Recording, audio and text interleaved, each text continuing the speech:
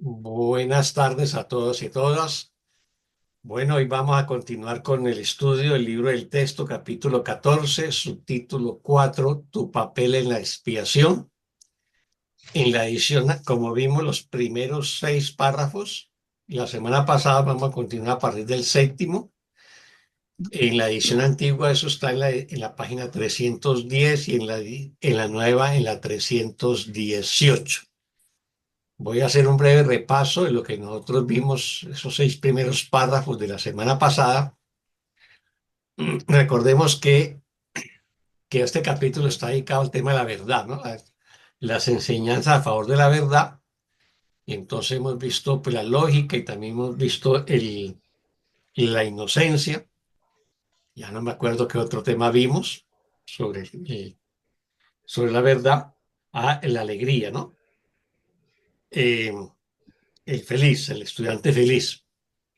O sea, solamente alguien que ya ha despertado cierta felicidad, pues eh, busca la verdad, ¿no? Y se alinea con la verdad, ¿no? Y en este que es su papel en la expiación, va a correlacionar la inocencia con la expiación. Recordemos que la expiación en el curso tiene muchos significados y uno de ellos es también la verdad o la corrección del error para llegar a la verdad, ¿no? Pero en muchas partes se expresa como si fuera la verdad misma, ¿no? O la verdad corrigiendo nuestros errores, ¿no?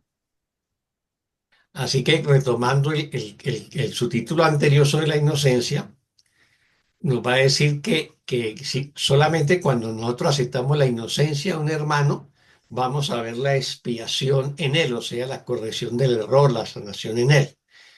Mm, Pero si no lo hago, pues no lo voy a ver. O sea, si yo no acepto la inocencia de él, pues no voy a ver la verdad que hay en él, ¿no? Y nos va a decir que su inocencia es tu expiación. O sea, si yo soy capaz de ver la inocencia de mi hermano, voy a ver mi propia expiación, mi propia verdad o mi propia corrección, ¿no?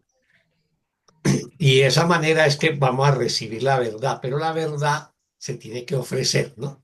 Y luego nos plantea un tema metafísico que le dedicamos un buen rato, eh, que parece un juego de palabras, ¿no? Porque dice que el primero en el tiempo no significa nada, pero el primero en la eternidad es Dios el Padre, ¿no? O sea, como ser primero en el tiempo, yo puedo proclamarme ser el primero aquí en la tierra, en el tiempo, y entonces yo soy el rey Luis XV, Luis XIV, pero eso no significa nada porque el tiempo no significa nada y este mundo no significa nada. Pero ser primero en la eternidad es el único que existe, el único real y el único, es lo primero y lo único, ¿no? Y dice que más allá de eso no hay nada más, ¿no? No hay segundo ni tercero, o sea, solamente Dios y punto. En la eternidad es solamente Dios abarcándolo todo, cubriéndolo todo y nosotros estamos dentro de esa presencia o vivimos dentro de esa presencia de Dios, ¿no? Y entonces nos va a pedir que recordemos que pertenecemos a esa primera causa que es Dios, que fuimos creados a su semejanza, porque esa es la verdad. Recordemos que estamos hablando del tema de la verdad en todo el capítulo, ¿no? Y dice que para poder acceder a ella tenemos que alcanzar el estado de inocencia y si lo alcanzamos, podemos alcanzar a estar a tener a Dios a nuestro lado, ¿no? Y podemos ser uno con Él, o sea, nos fundimos con Dios. Pero que eso de fundirnos con Dios, de ser uno con Dios, ¿no? Eh, eso no se enseña, como se enseña todo lo demás en el curso de milagros, eso se experimenta. O sea, el aprendizaje nos conduce a que nos acerquemos a esa experiencia, pero la experiencia de estar, de sentirnos uno con Dios o estar al lado de Dios, eso simplemente se experimenta. Eso está más allá de la enseñanza y del aprendizaje, ¿no? Entonces, nos va a decir también que cuando nosotros ya eh, corrijamos todos los errores, todo lo que empaña la verdad, lo que nos impide la verdad, todo eso se ha deshecho, o sea, nuestro ego, entonces Dios se dará a sí mismo como siempre lo ha hecho. O sea, el amor solamente sabe darse a sí mismo. Eso siempre lo ha hecho. Dios se ha dado a sí mismo y se extiende a través de sus hijos. Y nosotros también nos extendemos porque somos una extensión del Padre y nos damos a sí mismo, pero eso solamente lo podemos hacer en el cielo, ¿no? En este mundo simplemente aprendemos de cómo llegar al cielo y a experimentar a Dios, ¿no? Entonces nos pide que no pidamos, no pidamos ser perdonados porque ese instrumento se nos dio. Más bien pidamos cómo aprender a perdonar y cómo hacerlo de tal manera que nos liberemos de la culpabilidad, ¿no? Recordemos que la culpabilidad es lo que nos vela la verdad, ¿no? Lo que nos impide la verdad. Bueno, ¿qué más nos va a decir? Entonces, nos va a pedir que siempre decidamos con Dios, ¿no? Y por eso, para poder decidir con Dios, primero tenemos que reconocer que en este mundo nosotros estábamos equivocados y que Dios siempre ha tenido la verdad. Entonces, a partir de ese hecho, de reconocer que no sabemos nada o no sabemos el significado de las cosas, pues vamos a aceptar la verdad de Dios y, eh, y Dios seguirá dándose a sí mismo, ¿no? Y luego nos va a pedir nuevamente, nos va a recordar algo que es muy constante en el curso, ¿no? Que no dejes de llevar a cabo tu función. ¿Y cuál es nuestra función en este mundo? Perdonar. Y solamente a través del perdón es que deshacemos pues las tinieblas y el engaño, ¿no? Y nos va a decir que siempre que vamos a tomar una decisión en este mundo, recordemos que ya habíamos decidido en contra de Dios en el cielo. O sea, cualquier decisión que tomemos en este mundo es el resultado de una decisión primera. Y esa decisión primera fue decidir en contra de Dios o decidir en contra de nuestra función en el cielo. Entonces, a partir de ahí tenemos que preguntarnos qué decisión queremos tomar. Y ahí es donde volvemos a decidir, pues, eh, a favor del amor, a favor de Dios o a favor de la verdad, ¿no? Entonces nos va a pedir que dejemos todas nuestras decisiones en manos del Espíritu Santo, que es el que conoce la verdad y nos trae el reflejo de la verdad y el amor aquí a este mundo.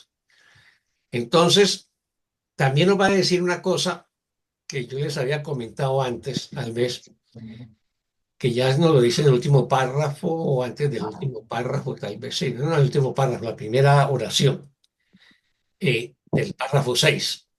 Una vez que has aprendido a seguir con Dios, tomar decisiones se vuelve algo tan fácil y natural como respirar.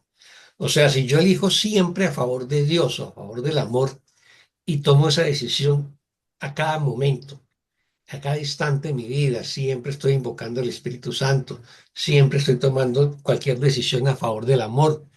Y si por alguna razón tomé una decisión que no fue amorosa, pues la perdono.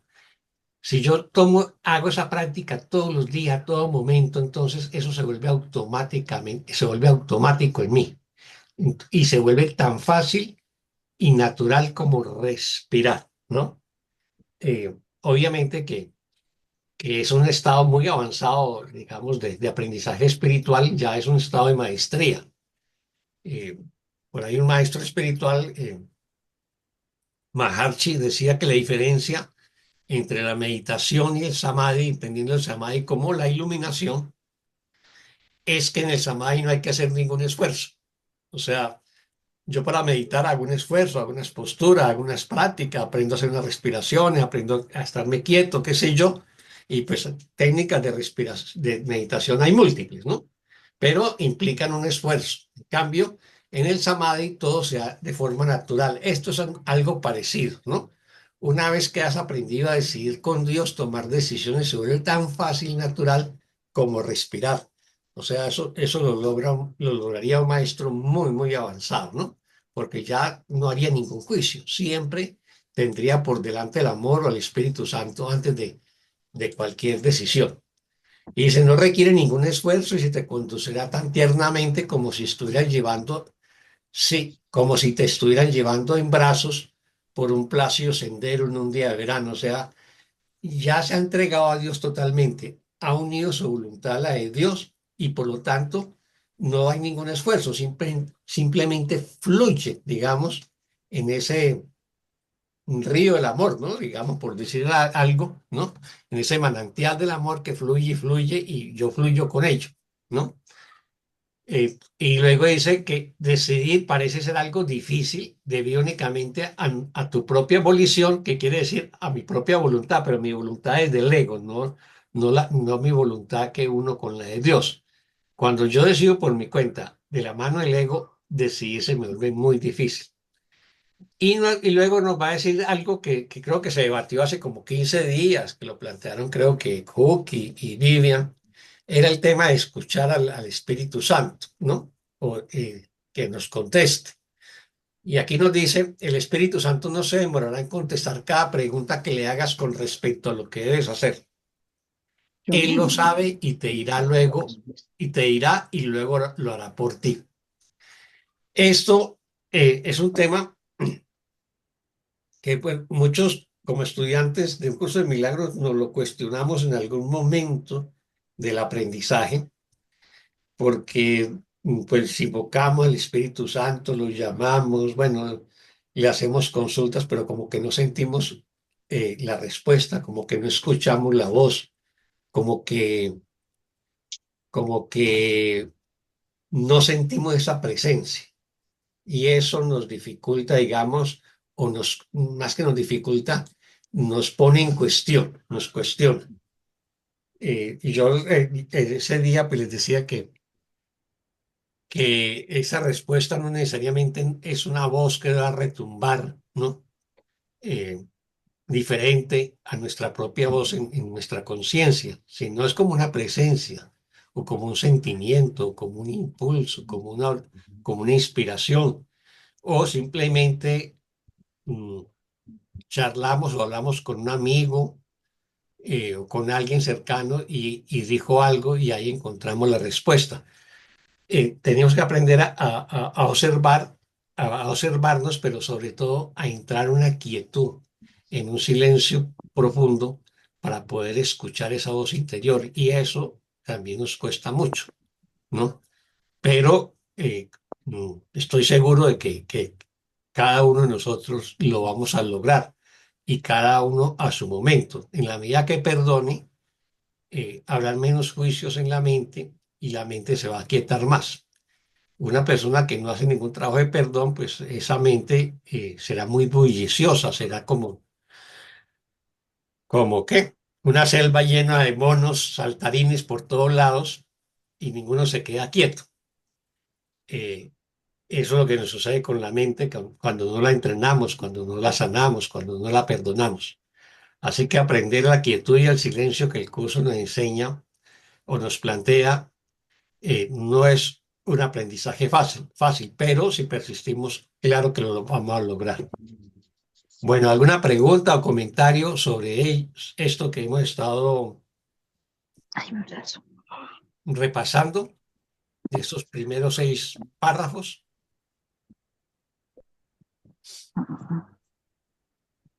Bueno, ni pregunta ni comentario. Entonces vámonos con el párrafo 7. ¿Quién nos colabora con la lectura del párrafo 7? Yo leo, Yo, Oscar. Bueno, adelante y luego aquí creo que Elida dijo después, o sí, Olivia, no sí, sé. sí, sí, ven. Ah, bueno. Vamos para el 7.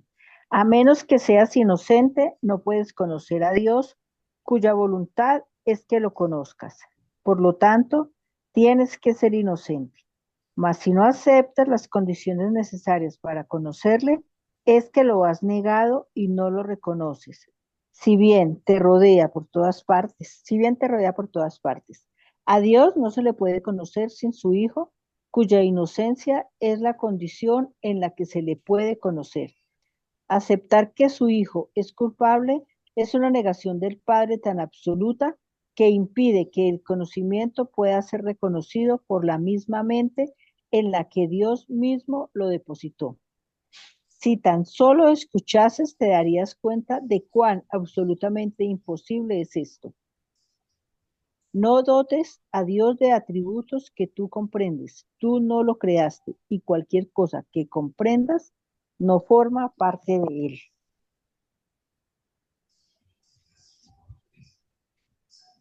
Muchas gracias, Fanny. Con gusto, Oscar. ¿Preguntas o comentarios a este párrafo que nos compartió Fanny?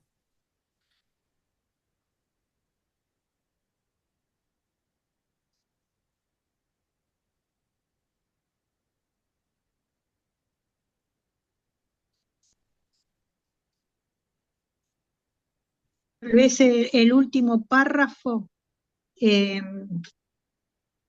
por ahí no está como muy condensado, ¿no? Porque dice cualquier cosa que comprendas, o sea, lo que yo entiendo es que cualquier cosa que yo crea entender no forma parte de Dios. O sea, que no entendemos, no lo comprendemos, no sabemos lo Sí, que a Dios no lo vamos a comprender. me Desde este encanta. mundo no lo vamos a comprender. O sea, Dios es algo inconmensurable, ¿no? No es medible y no es valorable, ¿no? Y es una dimensión tal que desde este mundo para nosotros es inaccesible. Entonces, cuando uno dice yo comprendo a Dios, pues lo estoy diciendo desde el ego, porque si no lo he experimentado, difícilmente lo voy a comprender, ¿no? Sí, no se Es puede más, si lo abarcar. experimento, difícilmente podré explicarlo, ¿no? Entonces, es eso lo que nos quiere decir. ¿Te acordás que ya vimos en los párrafos anteriores lo que es el primero en la eternidad y el primero y el único y no hay nada más que eso, ¿no?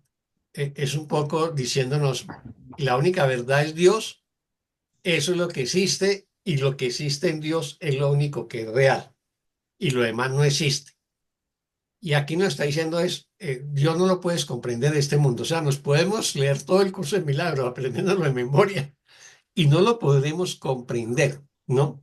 Pero sí que lo vamos a experimentar. Y el curso nos prepara para que lo experimentemos, ¿no? Pero Dios no se puede explicar. Incluso hay un pasaje donde el curso dice, Dios simplemente es y guardamos silencio. O sea, es lo que es, o sea, es la verdad y punto, pero esa verdad no se puede explicar desde la lógica del mundo, ¿no? Eso es lo que nos quiere decir ahí. Gracias. ¿Alguien más?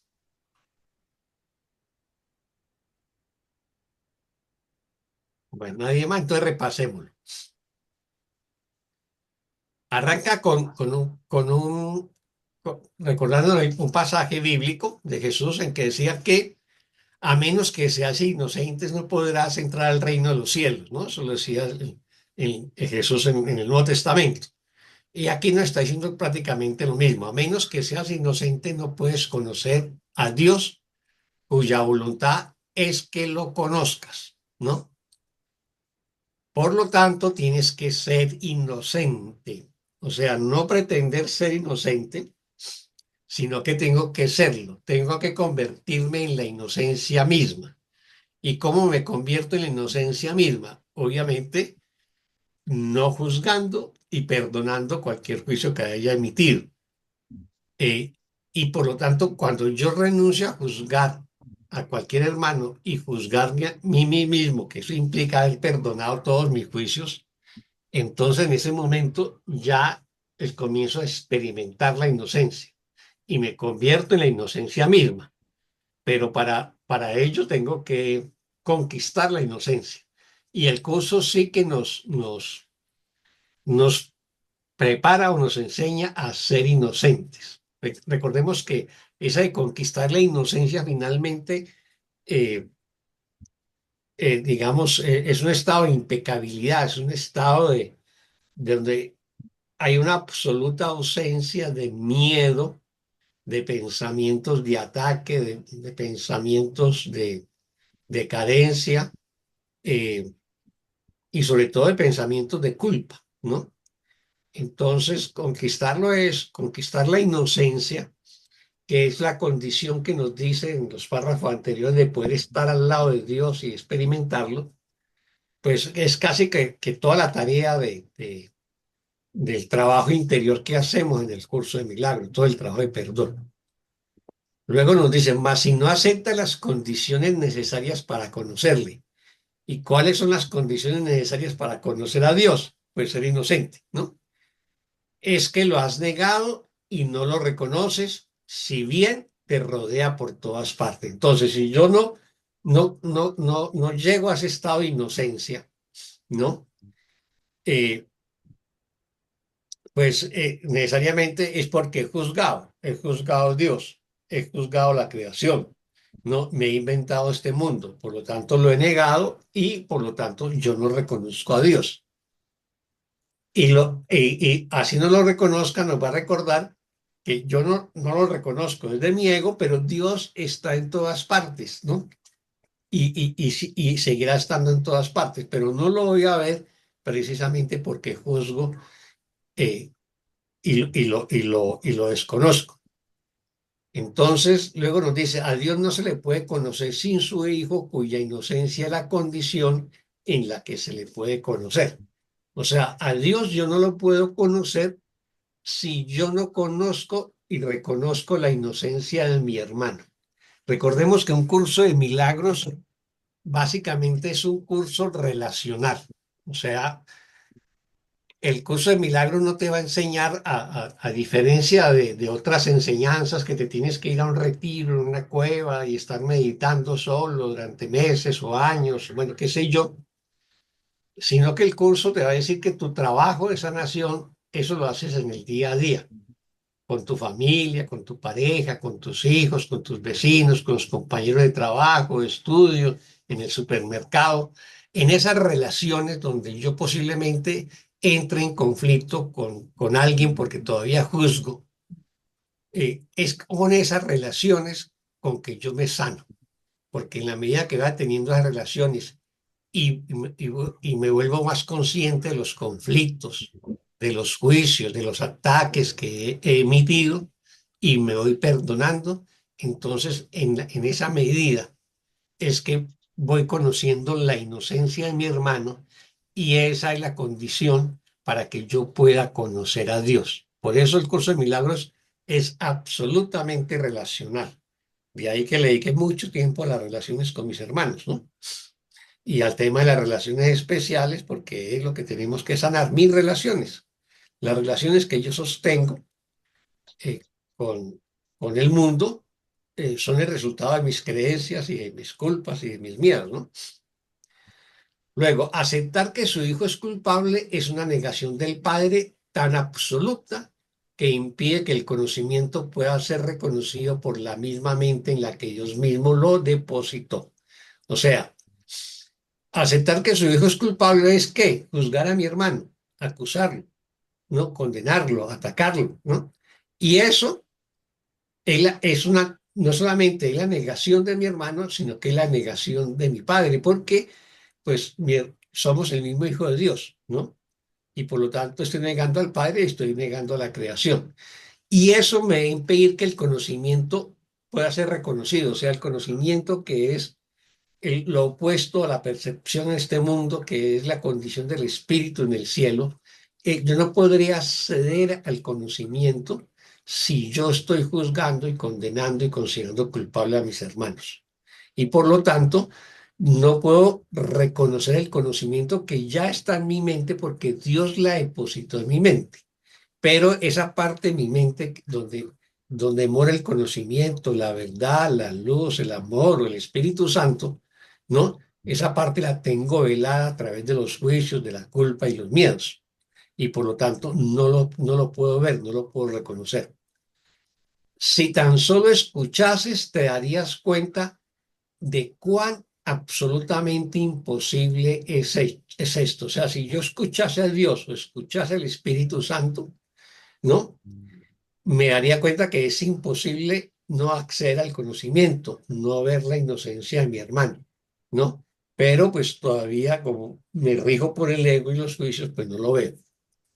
No dotes a Dios de atributos que tú comprendes, o sea, no trates de racionalizar a Dios a partir de tus propios sistemas de creencias, de tu propio discurso, de tu propia comprensión, ya sea académica o cultural o lo que sea, ¿no?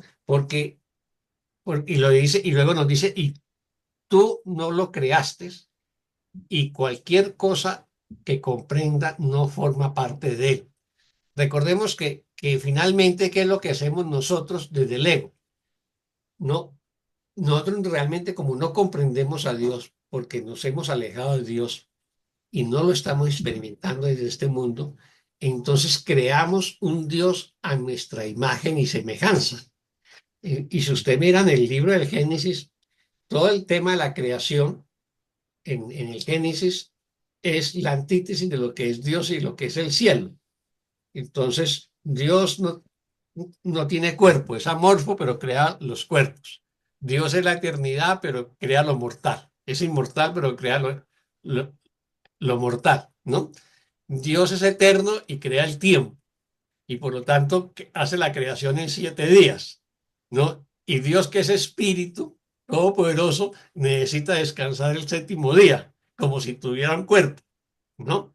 Y así sucesivamente. O sea, si miramos con detalle el- todo ese mito de la creación que aparece en el Génesis, es absolutamente la antítesis de lo que es Dios, ¿no?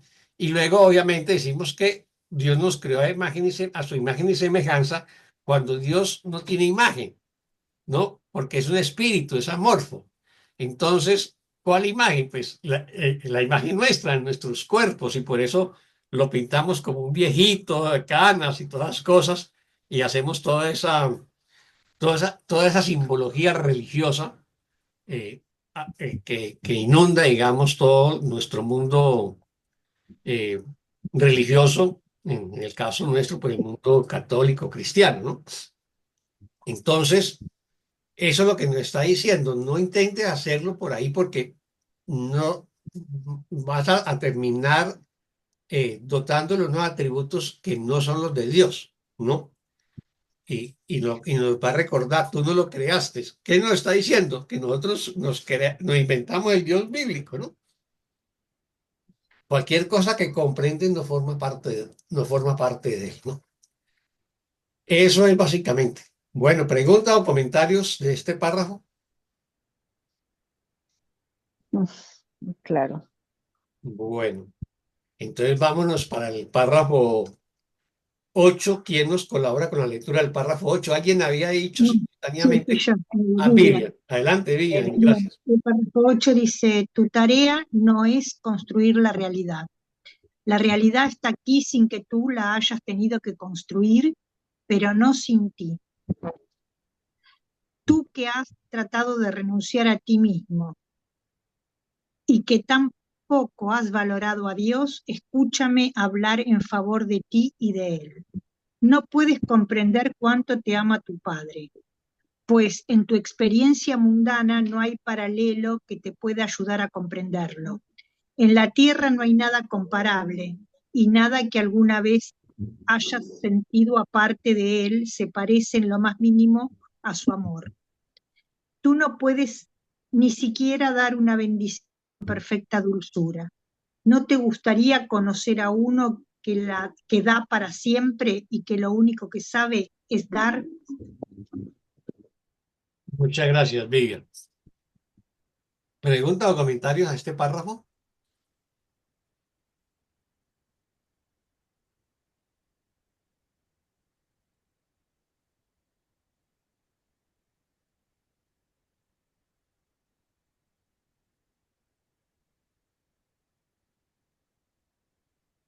Sigue desarrollando el mismo tema, ¿no? De que no comprendemos a Dios, básicamente en eso. Bueno, tu tarea no es construir la realidad. Recordemos que para el curso la realidad, ¿qué es la realidad? No es lo que nosotros en el mundo comprendemos por realidad, que es el mundo de las formas, las cosas, los cuerpos y todas, ¿no? sino que la realidad es el reino, la creación, Dios, el espíritu, ¿no? Eso es lo que es la realidad para el curso. Entonces, tu tarea no es construir la realidad. La realidad está aquí sin que tú la hayas tenido que construir, pero no sin ti. O sea, yo no construí la realidad, pero la realidad no se construyó sin mí, porque yo soy parte de la realidad como el Hijo de Dios, ¿no? Y la realidad es Dios, ¿no? Tú que has tratado de renunciar a ti mismo y que tampoco has valorado a Dios, escúchame hablar en favor de ti y de Él. O sea, eso es un llamado de Jesús, ¿no? Dice, yo renuncié a mí mismo, mi verdadero ser, y por eso no valoro a Dios. Entonces Jesús nos dice, por favor, escúchame hablar en favor de ti y de Dios.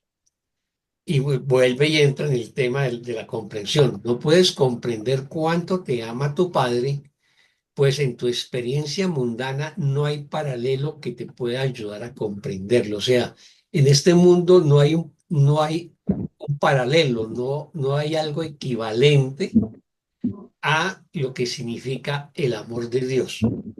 Y por lo tanto, como no tenemos ese equivalente, ese referente, pues es imposible que lo podamos comprender. Recordemos que al principio del libro del texto nos dice que la revelación, que el estado de revelación es un momento pues único que podremos vivir algunos, ¿no?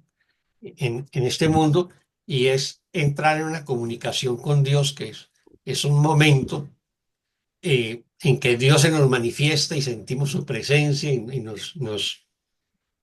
nos relacionamos con Él. Pues en la Biblia, en el Génesis, está eh, la figura metafórica de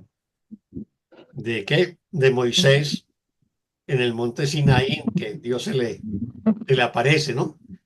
O en el caso de Jesús, en el famoso pasaje de la transfiguración en el monte este. Pero ¿qué nos dice el curso? Que esa es una experiencia tan inefable que no se puede explicar. O sea, si yo llegara a experimentar esa experiencia de revelación, entonces eh, yo eh, me sería muy difícil explicarla en el mundo, ¿no? Eso es lo que nos quiere decir. Entonces, eso no lo podemos comprender. En la tierra no hay nada comparable y nada que alguna vez hayas sentido aparte de Él, o sea, aparte de Dios, se parece en lo más mínimo a su amor. O sea, en la tierra no hay nada comparable al amor de Dios.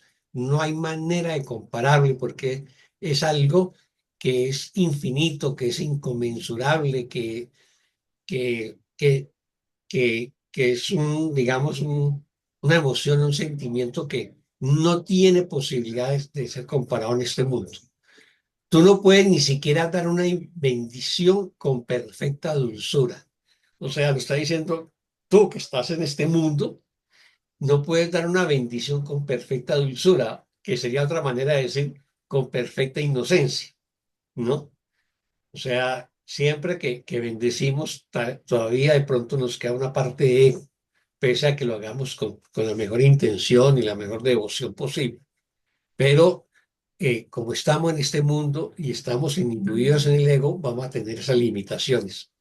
Y por lo tanto, entonces nos preguntan, ¿no te gustaría conocer a uno, o sea, a Dios o al Espíritu Santo, que da para siempre y que lo único que sabe es dar? En este caso está hablando de Dios. ¿No te gustaría conocer a uno, o sea, a Dios, que da para siempre y que lo único que sabe es dar? ¿Por qué? Pues ya lo vimos atrás, Dios se da a sí mismo. El amor siempre se da a sí mismo, ¿no? Y se extiende dándose. Esa es una de las características del amor y de Dios, y esa característica Jesús nos la está recordando a cada rato. ¿Alguna pregunta o comentario?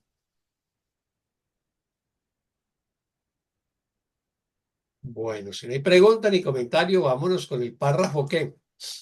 9. Pues, ¿Quién nos colabora con la lectura del párrafo 9? Yo leo, Oscar, Gracias, Marta Luz. con mucho gusto. Los hijos del cielo viven en la luz de la bendición de su Padre, pues saben que están libres de pecado. La expiación fue establecida como un medio de restaurar la inocencia en las mentes que la habían negado y que por lo tanto se había negado el cielo a sí mismas. La expiación te muestra la verdadera condición del Hijo de Dios. No te enseña lo que eres o lo que tu Padre es. El Espíritu Santo, que lo recuerda por ti, te enseña sencillamente a eliminar los obstáculos que se interponen entre ti y lo que sabes. Su memoria es tuya. Si recuerdas lo que has fabricado, estarás recordando lo que no es nada. El recuerdo de la realidad se encuentra en él y por lo tanto en ti. Muchas gracias, Marta Luz. Mucho gusto. ¿Preguntas o comentarios?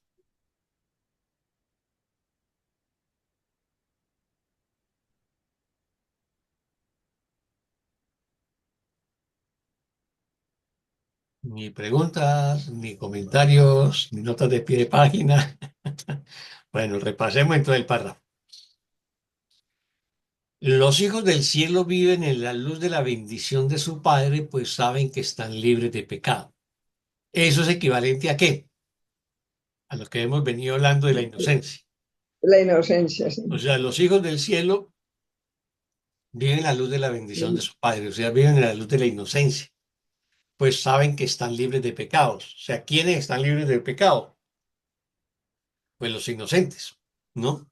Recordemos, el pecado implica culpabilidad, ¿no? Si lo vemos desde la dualidad, eh, el, el, cuando a alguien lo declaran culpable en un juicio penal o lo declaran inocente, son las antípodas, ¿no? Entonces, la culpabilidad y el pecado implican, digamos, eh, lo opuesto a la inocencia. Y aquí nos está recordando que los hijos del cielo viven en la luz de la inocencia del Padre, porque están libres de pecado.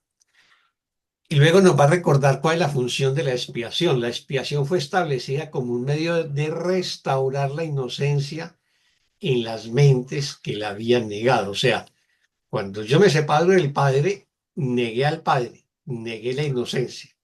¿Cuál es el papel de la expiación? Restablecer la verdad en mí, restablecer la inocencia en mi mente. Ese es el papel de la expiación, ¿no? Restablecer la verdad en mi mente, restablecer el amor o restablecer la santidad en mi mente, ¿no? Múltiples maneras de decirlo.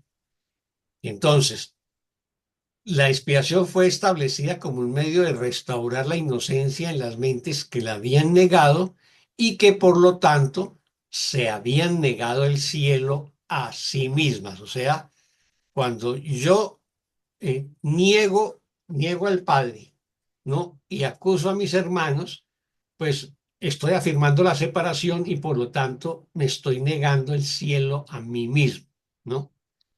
Entonces, ¿cuál es la función de la expiación? Ya no lo dice en el párrafo 3. La expiación te muestra la verdadera condición del Hijo de Dios. O sea, la expiación, al restablecer la verdad, al restablecer mi inocencia, va a mostrarme cuál es la verdadera condición del Hijo de Dios, ¿no? Y luego nos dice, no te enseña lo que eres o lo que tu padre es. O sea, no nos va a dar una clase de quién es Dios para que lo comprendamos, ¿no? Y quién es el Cristo también, porque también, igual como no comprendemos a Dios desde este mundo, tampoco comprendemos el Cristo desde la lógica del mundo. Entonces, no te enseña lo que eres, o sea, en este caso, el Cristo, o lo que tu Padre es. El Espíritu Santo, que lo recuerda por ti, te enseña sencillamente a eliminar los obstáculos que se interponen entre ti, ¿no? Y lo que sabes. O sea, el Espíritu Santo no nos va a enseñar, las personas nos va a enseñar quién soy yo realmente como el Cristo o quién es Dios como mi Padre. No, lo que hace el Espíritu Santo es recordando, o sea, es como la memoria de lo que siempre hemos sido o lo que siempre somos. Entonces el Espíritu Santo nos lo va a recordar y nos va a enseñar a eliminar los obstáculos que nos impiden ese recuerdo de Dios y del Cristo que somos. Y ese eliminar los obstáculos es el perdón. Entonces, esos obstáculos que interponen, ¿no? Que el Espíritu Santo me enseña a eliminarlos a través del perdón, entonces me va a permitir saber quién soy yo y lo que yo sé, o sea, el conocimiento de la totalidad. Su memoria es tuya, o sea, la memoria del Espíritu Santo, que tiene la memoria de la creación, la memoria de Dios y de su amor, es mía, es mi propia memoria. Pero para yo acceder a mi propia memoria, ¿no? Recordemos que también nos dice que la iluminación es un recordar, ¿no? Es un reconocimiento, o sea, para que yo recupere la memoria de quién en verdad soy, tengo que hacer toda la tarea del perdón. Esa memoria digamos, la sustenta, la sostiene el Espíritu Santo por nosotros hasta que nosotros recordemos plenamente. Si recuerda lo que has fabricado, o sea, el mundo que me he inventado, estará recordando lo que no es nada. Este mundo no es nada. El recuerdo de la realidad, o sea, del cielo, se encuentra en él, en este caso en el Espíritu Santo. El recuerdo de la realidad se encuentra en el Espíritu Santo y por lo tanto en mí. ¿Por qué? Porque el Espíritu Santo vive en mi mente, está en mi mente. Y su función es recordarme quién soy, el amor que soy y mi origen, ¿no? Y a mi Padre, ¿no? ¿Preguntas o comentarios?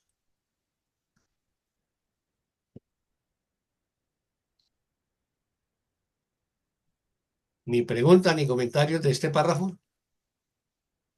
¿Todo claro? Todo Bueno, claro. vamos entonces con el párrafo 10. ¿Quién nos apoya con la lectura del párrafo 10?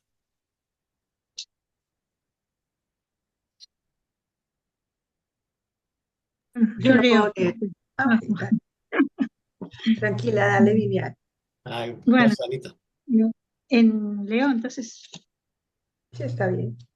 bueno, en el párrafo 10 dice, los inocentes y los culpables son totalmente incapaces de entenderse entre sí.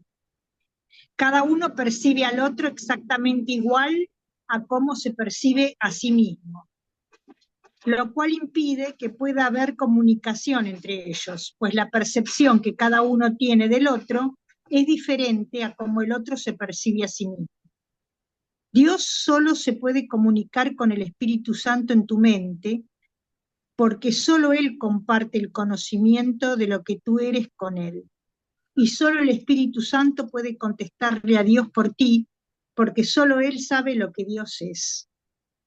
Todo lo demás que has puesto dentro de tu mente no existe, pues lo que no está en comunicación con la mente de Dios jamás ha existido. La comunicación con Dios es vida, sin ella nada puede existir en absoluto. Muchas gracias, Vivian.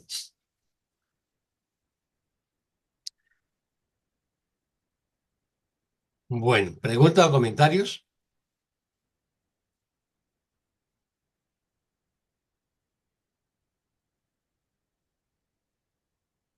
¿No estamos preguntones hoy?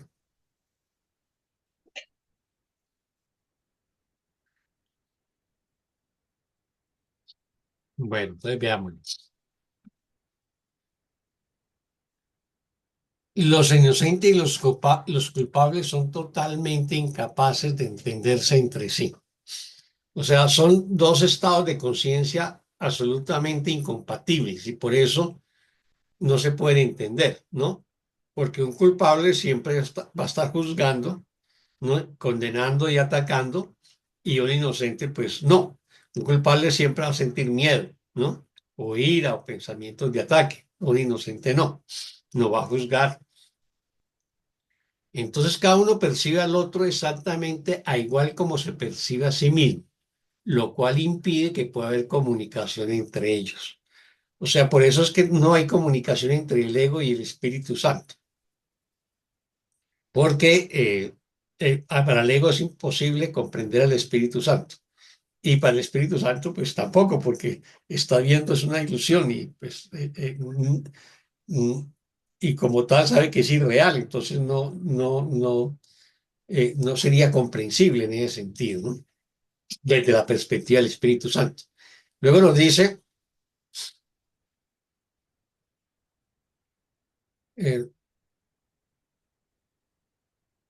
entonces cada uno percibe al otro exactamente igual a como se percibe a sí mismo, lo cual impide que pueda haber comunicación entre ellos, pues la percepción que cada uno tiene del otro es diferente a como el otro se percibe a sí mismo. O sea, en el mundo de la percepción, cada uno de nosotros tiene una manera de percibirse a sí mismo y siempre nos vamos a considerar, así hayamos hecho muchas embarradas, nos vamos a considerar inocentes y vamos a trasladarle la culpa al otro. Y, y, y eso lo vemos en la vida cotidiana y en los juicios penales o los juicios que se hacen a través de los medios de comunicación, donde yo soy el bueno y el otro es el malo, ¿no? Porque siempre actuamos desde esa polaridad, ¿no? Y todas las construcciones morales que han hecho las religiones es esa dinámica entre el bueno y el malo, y por eso el malo siempre será condenado, ¿no? O enviado a la hoguera o al fuego eterno, o lo que sea, ¿ves? Pero desde el mundo de la percepción siempre tenemos, digamos, una manera de percibirnos a nosotros mismos, de vernos a nosotros mismos, ¿no? Y la vamos a defender porque nos identificamos con ese personaje que tenemos, ¿no? Llevemos el nombre que tengamos y hagamos el rol que hagamos en este mundo, ¿no? Dios solo se puede comunicar con el Espíritu Santo en tu mente porque solo Él comparte el conocimiento de lo que tú eres con Él. Aquí hay una cosa pues, muy importante. Nos está diciendo que Dios no se comunica directamente con nosotros. ¿Por qué? Porque nosotros nos consideramos pecadores, culpables, no merecedores, ¿no? Recordemos esa frase bíblica, ¿no? No soy digno que entre a mi casa, pues una palabra tuya bastará para sanarme, ¿no? Me siento culpable y por lo tanto no merecedor del amor. Entonces, Dios no se puede comunicar conmigo directamente porque he perdido la condición de la inocencia, ¿no? Y mientras esté en esa condición de haber perdido la inocencia, es imposible una comunicación de Dios conmigo. Entonces, cómo es mi comunicación con Dios? A través del Espíritu Santo que hace como una especie de intérprete o de intermediario entre mi condición en este mundo y Dios. Eso es el papel del Espíritu Santo. Por eso dice, Dios solo se puede comunicar con el Espíritu Santo en tu mente. O sea, el Espíritu Santo es como nuestro intermediario y nos va a interpretar a Dios a partir de lo que nosotros podamos comprender en este mundo, ¿no? Y por lo tanto, en tu mente, porque solo Él comparte el conocimiento de lo que tú eres con Él, o sea, solo el Espíritu Santo comparte con Dios el conocimiento y la inocencia y la verdad y nos la va a recordar a nosotros. Y solo el Espíritu Santo puede contestarle a Dios por ti porque solo Él sabe lo que Dios es. Entonces, cuando yo oro, invoco a Dios y me dirijo a Dios y le pido ayuda a Dios e invoco a Dios, tampoco es que haya una respuesta directa de Dios hacia mí porque he perdido también la inocencia. Pero el Espíritu Santo contesta por Dios, a nombre de Dios por mí, porque solamente el Espíritu Santo sabe quién es Dios. Yo no lo sé desde el mundo, no lo comprendo desde este mundo. Todo lo demás que has puesto dentro de tu mente no existe. O sea, todo lo que yo he puesto en mi mente que no sea el amor o que no sea el Espíritu Santo, eso no existe, eso no es real.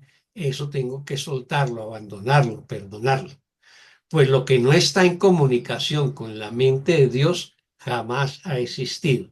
O sea, esa parte de mi mente, que es la parte del ego, ¿no?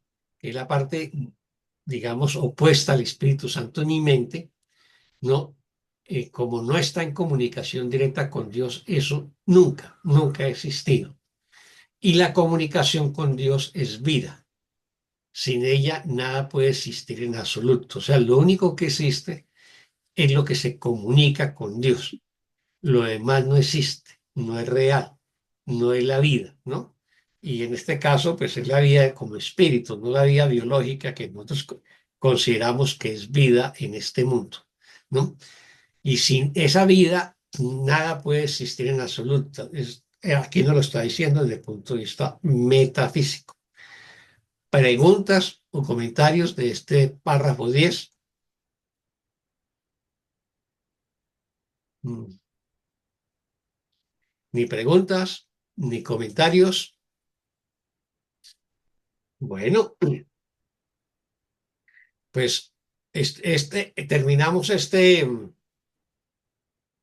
subtítulo 4 y quedamos para iniciar el 5, que es el círculo de la expiación. Ese lo haríamos entonces la semana entrante, ¿no?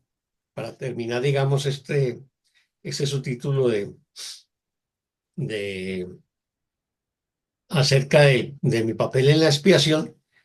¿Qué consiste mi papel en la expiación básicamente? ¿No? Es fundamentalmente perdonar, ¿no? Apoyarme en el Espíritu Santo, porque el Espíritu Santo me va a conducir a Dios y me va a permitir comunicarme con Dios y me va a permitir escuchar a Dios y las respuestas que Dios me da. Y eso solamente lo logro conquistando el estado de la inocencia. Si no conquisto el estado de la inocencia, es imposible que me pueda comunicar con Dios, ¿no? Porque el estado de no inocencia, o sea, el estado de culpabilidad, obviamente que me impide experimentar a Dios, conocerlo o también eh, conocer la verdad de mis hermanos, ¿no? Eso es básicamente lo que me está diciendo en todo este subtítulo. O sea, la única manera de conquistar la inocencia es a través de la expiación. Y la expiación no es, de manera práctica, no es más que el perdón, ¿no? Es el principio que corrige el error, que restablece la verdad en mí, pero en la medida que yo cumpla esa función, voy a recuperar mi estado de inocencia, voy a dejar de juzgar, de condenar y de atacar, ¿no? Y solamente voy a ver la inocencia en mis hermanos y también la voy a ver en mí. En ese momento ya estoy listo para experimentar a Dios. Bueno, preguntas, comentarios, notas de pie de página, fe de ratas, ni lo uno ni lo otro. Bueno, hoy fue como vendiendo botones, ¿no? Así fue. ¿Cómo? Así fue. Sí. Cortito pero sustancioso. Bueno, pues, entonces Bueno. veámonos la próxima semana para que veamos el tema del círculo de la expiación, ¿no? Ujú. Que es un tema bastante interesante. Y bueno, muchas gracias a todas y todos por estar y por compartir y por estar dispuestas a aprender y a dar Muchas amor y gracias. a darse a sí mismas. Muchas gracias a Gracias, todos. Oscar. Así que Muchas bueno, gracias. muchas bendiciones, Gracias. feliz día, feliz tarde. Gracias, Gracias, gracias. Creo que Oscar. todavía no es feliz noche para los argentinos, entonces no hay problema. Gracias, Bueno, Oscar. chao, chao, chao, que Dios les bendiga. Ah, Chao, gracias. gracias. Cortico, pero bueno. Pero Sí, sustancioso. sí. Bueno.